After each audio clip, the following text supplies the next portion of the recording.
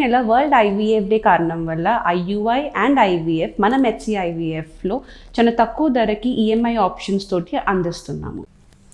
విపక్ష నేత రాహుల్ ఇలా వచ్చి అలా వెళ్లారు అంతే.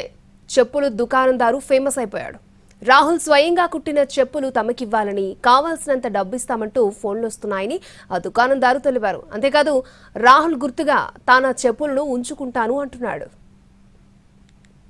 ఉత్తరప్రదేశ్లోని సుల్తాన్పూర్ శివారు విధాయక్ నగర్లో సాధారణ చెప్పుల దుకాణం యజమాని రామ్చేత్ రోజుల వ్యవధిలో పాపులర్ అయ్యారు. లోక్సభలో విపక్ష నేత రాహుల్ గాంధీ స్వయంగా ఆయన దుకాణానికి వెళ్లి కూర్చోవడంతో పాటు ఓ షూ కుట్టారు కూడా.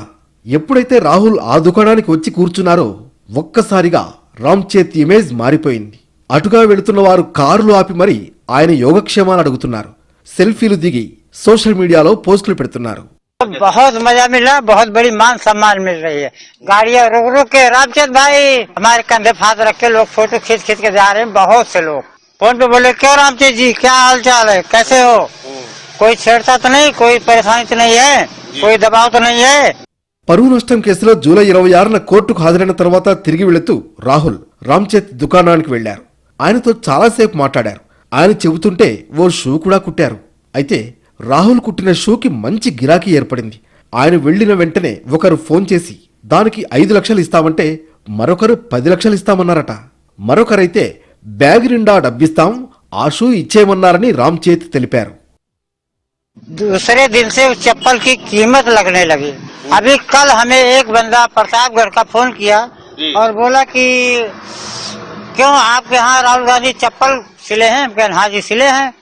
बोले वो चप्पल हमें दे दो भैया, 5 लाख हम तुम्हें दे रहे हैं. हम कहा भैया 5 लाख रुपए तो हमें नहीं चाहिए, हमें चप्पल देना नहीं है. कहे बोले ऐसे मत बोलो, चलो तुम्हें ऐसी परेशानी 10 लाख देते हैं. అయితే దాన్ని విక్రయించబోనని, రాహుల్కి గుర్తుగా తన వద్దే ఉంచుకుంటారని రామ్చేత్ చెబుతున్నారు. మరోవైపు రాహుల్తో దిగిన ఫోటో వార్తాపత్రికల్లో వచ్చినప్పటి నుంచి అధికారులు కూడా అప్రమత్తమయ్యారు. ఏమైనా సమస్యలుంటే చెప్పాలని స్థానిక అధికారులు వచ్చినట్లు ఆయన చెప్పారు. రాహుల్ ఆదేశాల మేరకు ఆ తర్వాతి రోజునే పార్టీ నేతలు 10 లక్షల విలువైన చెప్పులు కుట్టే మిషన్ను ఆయనకు అందజేశారు.